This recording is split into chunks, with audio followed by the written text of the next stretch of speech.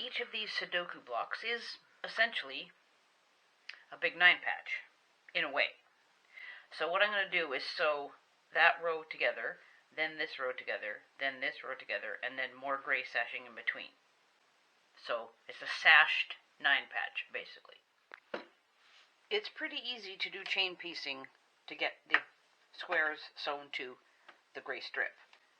I just get it started a little bit. So it's caught. And then put them on and sew away. I can fit 7 blocks onto this.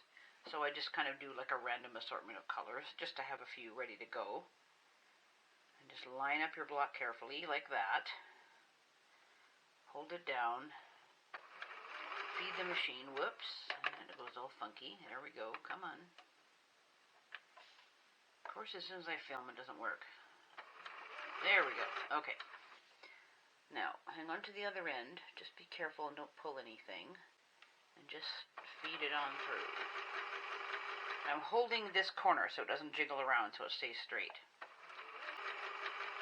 Get along until you're just about there. Like so. And then line up the next one.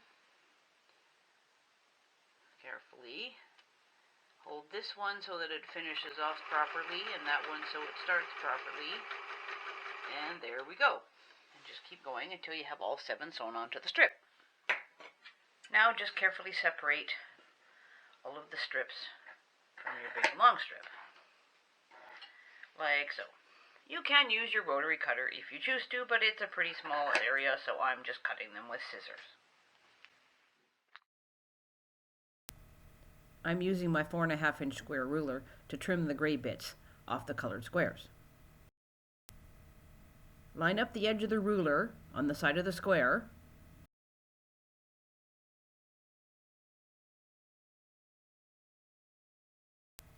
And make sure that your seam line lines up with the line on the ruler as well, just to make sure it's square.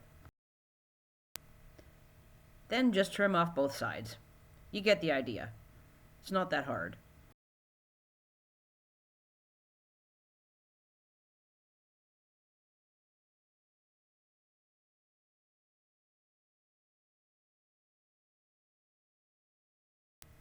The block is now ready to be used.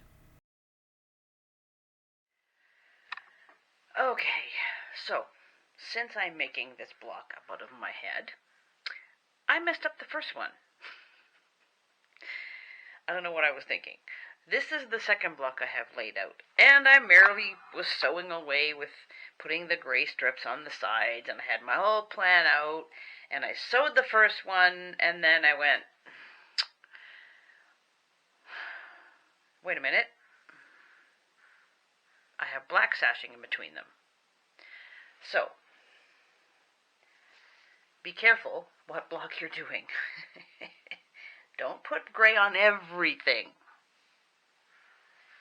Because when the block is sewn, there's going to be black on this side and black on that side. So only gray goes in the middle. It almost looks like tic-tac-toe, sort of, when you have it done.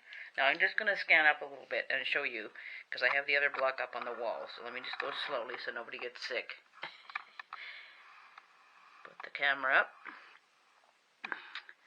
Oh, actually, I think I'll have to go closer. Hold on. There we go. You can clearly see that I had too much.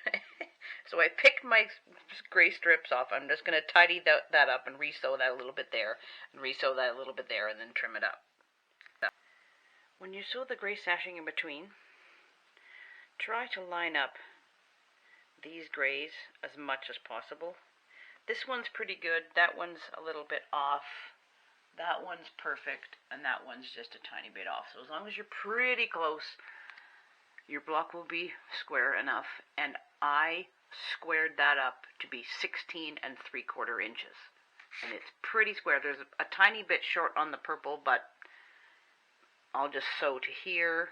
And if there's a slightly less seam on the purple, it will not really matter.